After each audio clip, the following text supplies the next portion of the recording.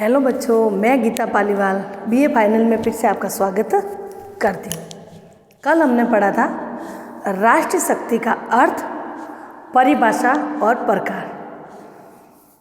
आज हम पढ़ रहे हैं राष्ट्रीय शक्ति के तत्व, यानी एक देश के पास शक्ति उन तत्वों द्वारा आ सकती है।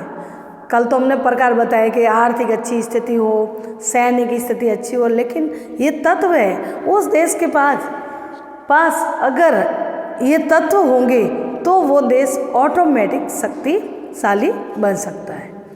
तो शुरू करते हैं राष्ट्रीय शक्ति के तत्व। उससे पहले विचारक है जो राजनीतिक विचारक पामर व पार्किंस ने राष्ट्रीय शक्ति के तत्वों को दो भागों में बांटा गया, यानी इन्होंने राष्ट्रीय शक्ति को दो भागों में बांटा, दो भाग में वर्णन किया, दो भागों में अलग अलग। तो पहला उन्होंने बताया कि एक तो गैर मानवीय कौन से, मानव द्वारा प्राप्त की हुई शक्ति नहीं है, मानव के दिमाग द्वारा नहीं है, लोगों के काम द्वारा नहीं है, ये सिर्फ प्राकृतिक ऑटोमेटिक देश को दी गई है। तो गैर मानवीय यानी इसमें आएगा भूगोल तथा प्राकृतिक साधनों को शामिल किया जाता है। इसमें दो तत्व, किसमें ध्यान रखना, ध्यान से पढ़ना, ये थोड़ा अलग है।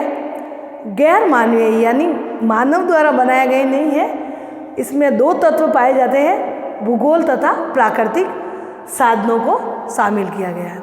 दूसरा है मानवीय, जो मानव द्वारा बनाया गया, लोगों के द्वारा बनाया गया।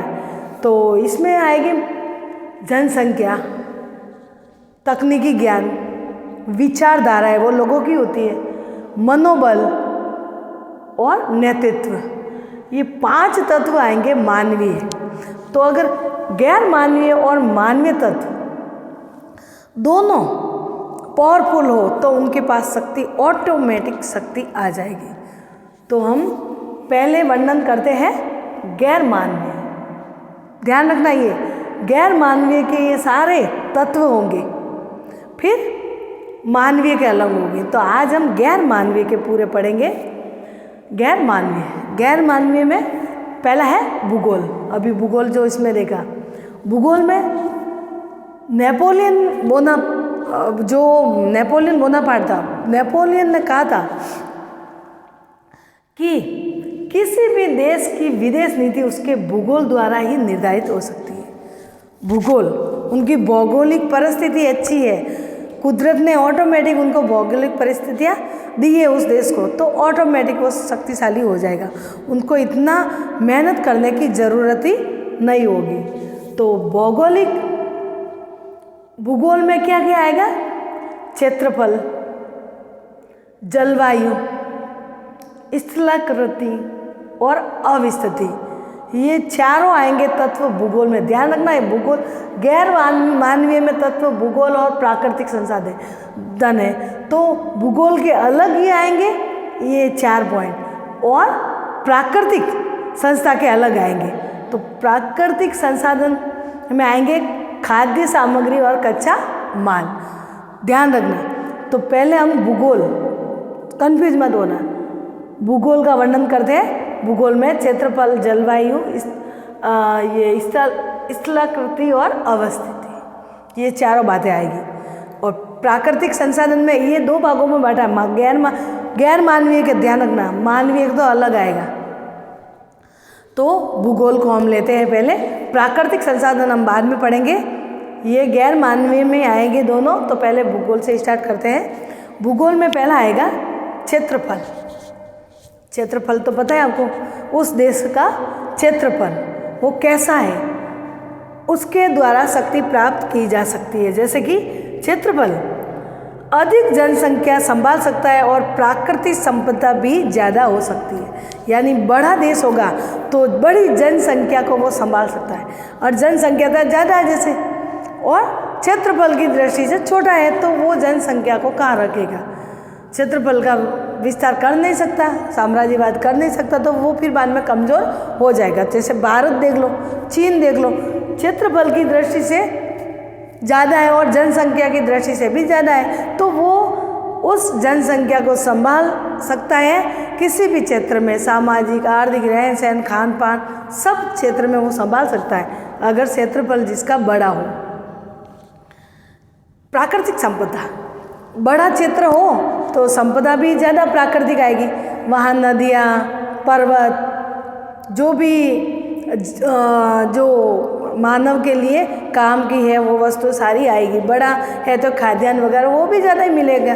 तो ये कहने का मतलब है जिस देश का क्षेत्रफल ज़्यादा हो तो वो शक्तिशाली हो जाएगा। लेकिन समीक्षा में आप दूसरा बताओगे, समीक्षा कीजिए तो क्षेत्रफल जैसे बताया उनकी तारीफ की है तो उनका खंडन भी आपको करना, उनकी आलोचना भी करनी है। जैसे समीक्षा आई तो क्षेत्रफल की दृष्टि से बड़ा होता है तो शक्तिशाली होता है, लेकिन ज़रूरी नहीं।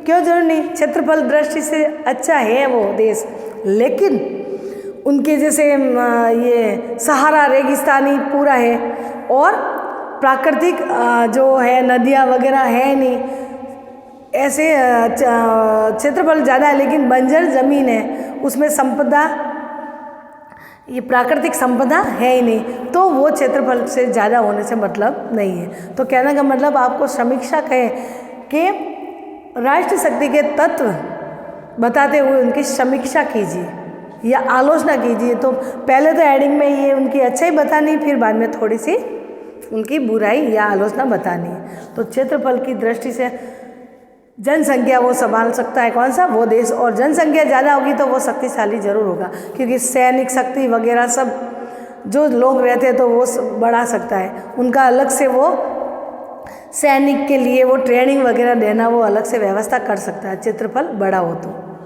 दूसरा बताया है जलवायु। जलवायु में तीक्ष्ण कटिबंध यानी कि ठंडे जलवायु वाले देश, जो सर्दी, गर्मी, वर्षा, तापमान, वायु, यानी इसमें जलवायु ये बताया गया है कि जो ठंडे प्रदेश देश के लोग होते हैं वो बहुत ही परिश्रमी होते हैं, वो थकते नहीं हैं, वो ज़्यादा मजबूत होते हैं, ये मतलब कहा गया है। तो जिसके कह रहे कि जो हमारे भारत सर्दी भी है, गर्मी भी ज़्यादा है और बारिश कम भी हो जाती है और ज़्यादा भी हो जाती है, अकाल भी पड़ जाता है और बारिश से ज़्यादा बारिश से नुकसान भी हो सकता है, कृषि क्षेत्र में बार बार नुकसान होता है। तो कहने का मतलब है कि जलवायु अतिशोष्ण, वहाँ ठंडा एरिया है तो वहाँ अच्छी वो देश शक्तिशाली हो सकता है, क्योंकि लोग दिन भर काम करेंगे तो वो थकेंगे नहीं। लेकिन समीक्षा में कह सकते हैं कि जरूर नहीं कि सर्दी के लोग, गर्मी में भी यहाँ वो देश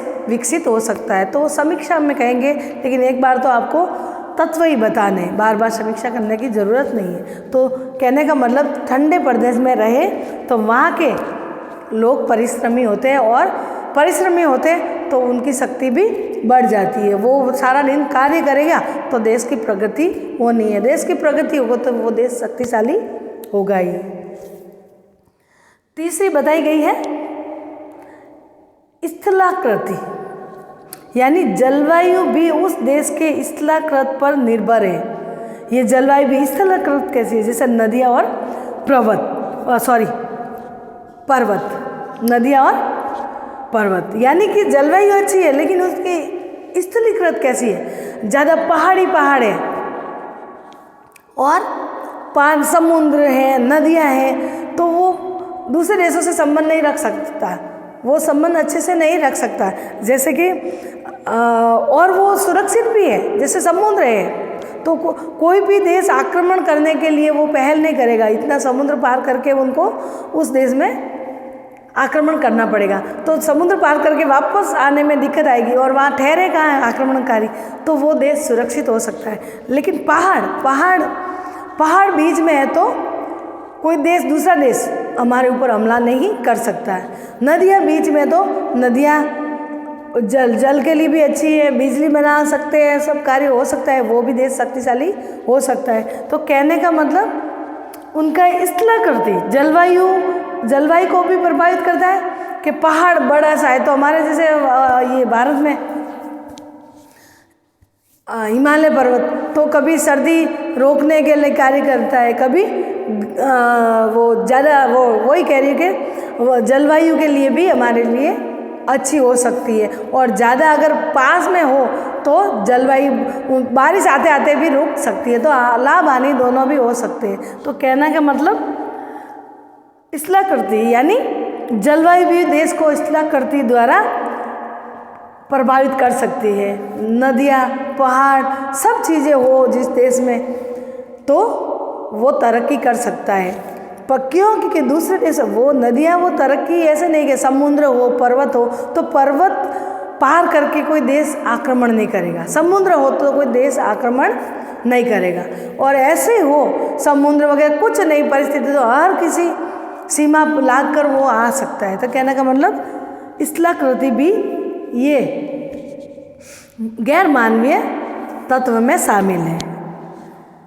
चौथी इसकी है अवस्थिति, यानी देश के भूमध्य रेखीय या विषुवत रेखीय अथवा दोनों के मध्य होने के कारण क्या होता है, वहाँ का तापमान लोगों के स्वास्थ्य शारीरिक क्षमता पर प्रभाव पड़ता है। तो कहने का मतलब है वहाँ की अवस्थिति देश किस रूप में आया हुआ है, भूमध्य रेखा, विषुवत रेखा, और लोगों को अलग तापमान, वहाँ हवाएं ज़्यादा चल सकती है, तापमान बढ़ सकता है, तो उनको उन लोगों के स्वास्थ्य पर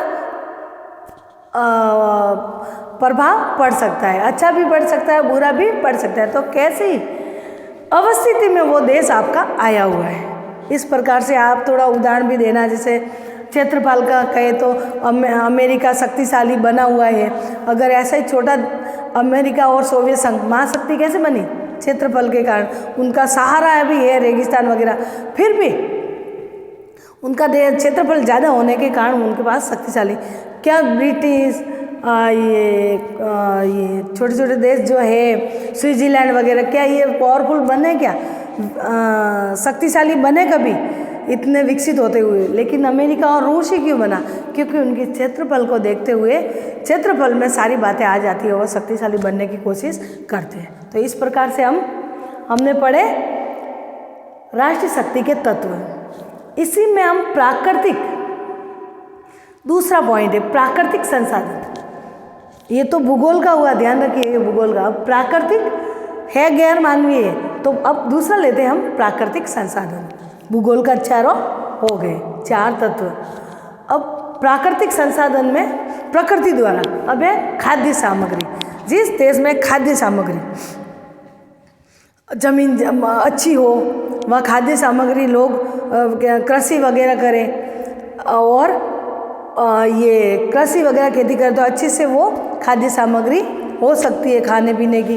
तो ये कारण है कि जिसके पास ज़मीन अच्छी हो, बारिश अच्छे से आए टाइम टू, ज़्यादा मतलब गर्मी नहीं हो, ज़्यादा सर्दी भी नहीं हो, उस हिसाब से उस जलवायु हिसाब से खाद्य सामग्री, ये प्राकृतिक संसाधन यानी खाद्य सामग्री जो लोगों के खाने के कार्य करती है, जो संसाधन खाद्य सामग्री के लिए उस देश में उपयोग होते हैं। तो कहने का मतलब कि प्राकृतिक संसाधन में खाद्य सामग्री जिस देश में ज़्यादा है तो उस देश के जनसंख्या कभी भूखों नहीं मरेगी, क्योंकि और कोई खेती करेगा और कोई जो भी खाद्य सामग्री होगी उससे अलग अलग वैरायटी बनाएगा, अलग अलग वस्तुएं खाने की बनाएगा, तो वो निर्यात भी कर सकता है। तो उस देश वो देश शक्तिशाली जरूर होगा।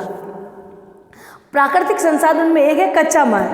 कच्चा माल बिल्कुल जो भी, जैसे हमारे यहाँ से कच्चा माल ब्रिटिश लेके जाता था और पक्का मशीनों से बनाकर वापस यहाँ 3 गुना या 2 गुना कभी ऐसे बेचता था।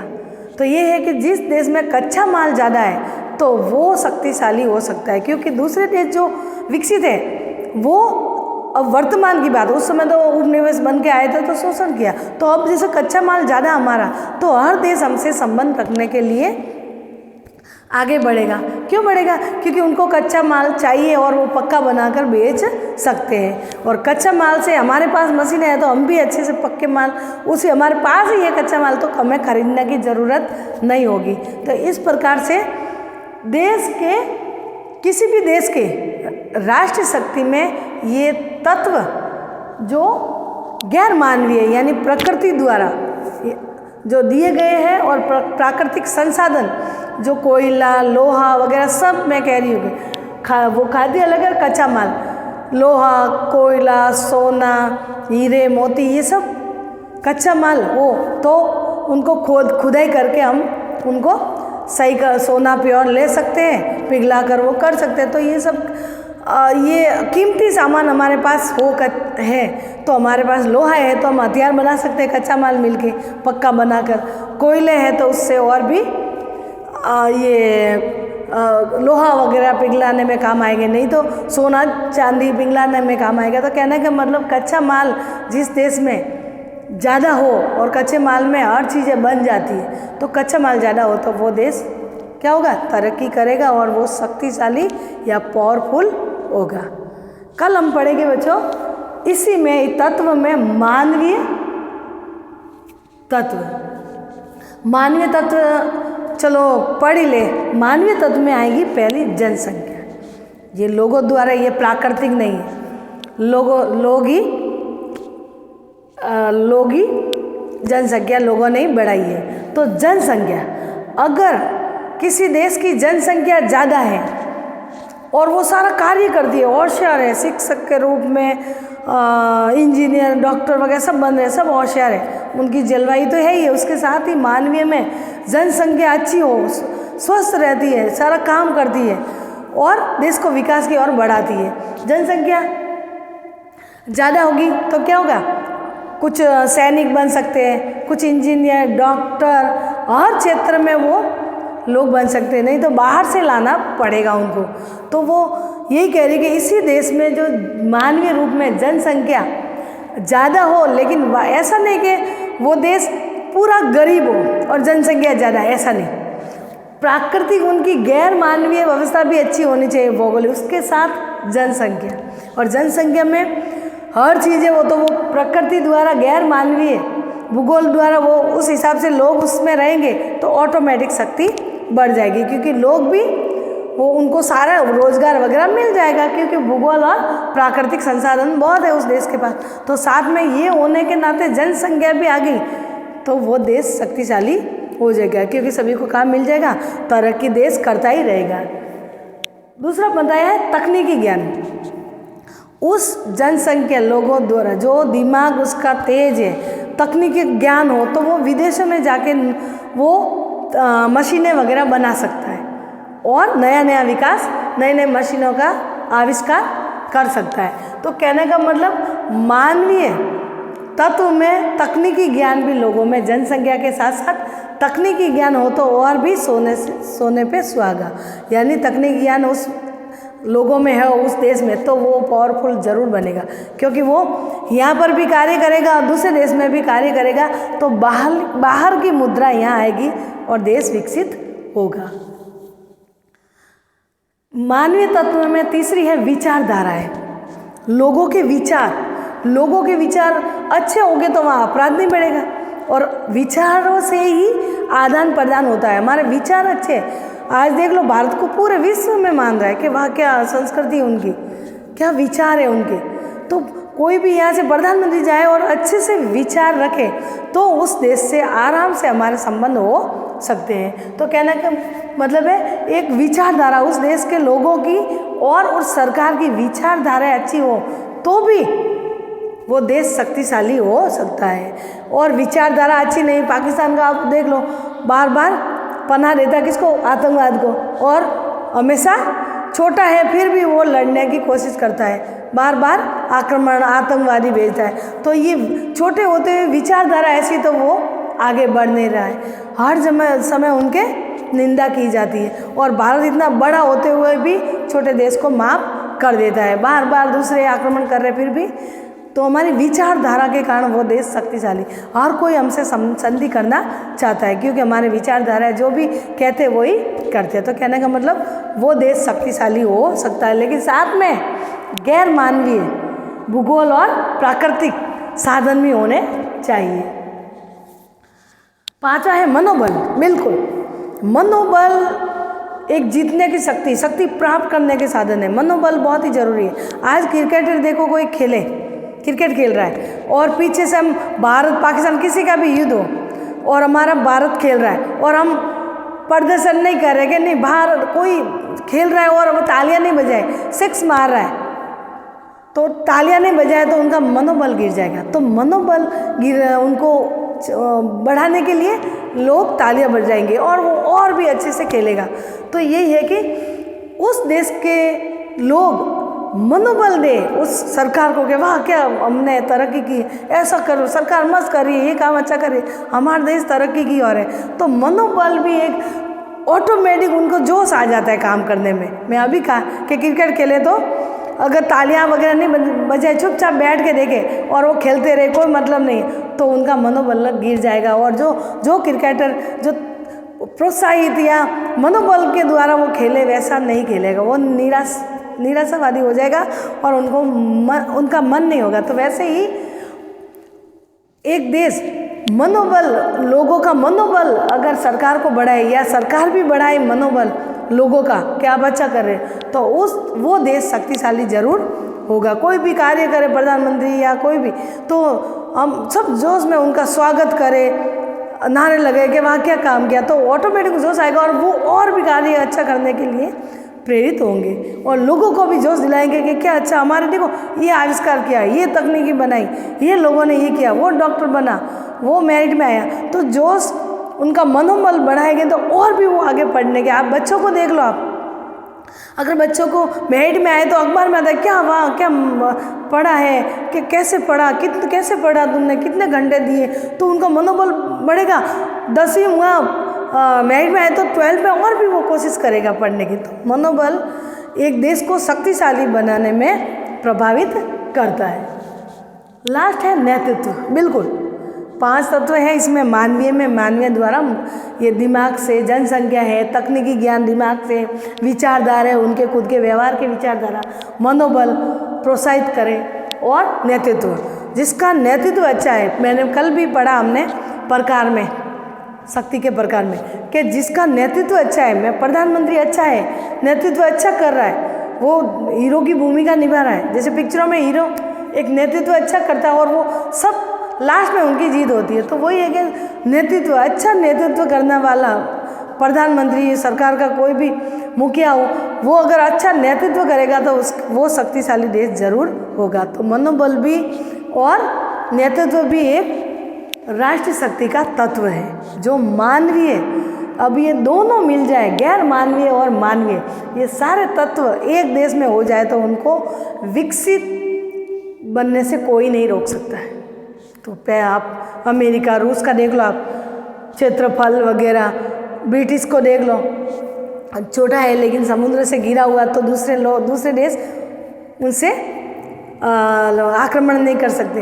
तो ऐसा ही है कि कुल मिलाकर ये है कि राष्ट्रीय शक्ति के तत्व में गैर मानवीय और मानवीय तत्व दोनों अगर ये जो बताए गए ये सब हो जाए उसमें, तो वो देश शक्तिशाली हो सकता है। तो आज ये हमने पढ़ा है राष्ट्रीय शक्ति के तत्व। कल हम शक्ति के लिए संघर्ष है, शक्ति प्रदर्शन करने के तरीके हैं, ये पूरी शक्ति है, शक्ति संतुलन, ये पूरा यूनिटी शक्ति के विचार सारे अलग अलग ही है। तो आज हमने पढ़ा तत्व। ठीक है बच्चों, कल पढ़ेंगे हम शक्ति का प्रदर्शन या संघर्ष, जो भी आगे का टॉपिक होगा वो हम पढ़ेंगे। बाय।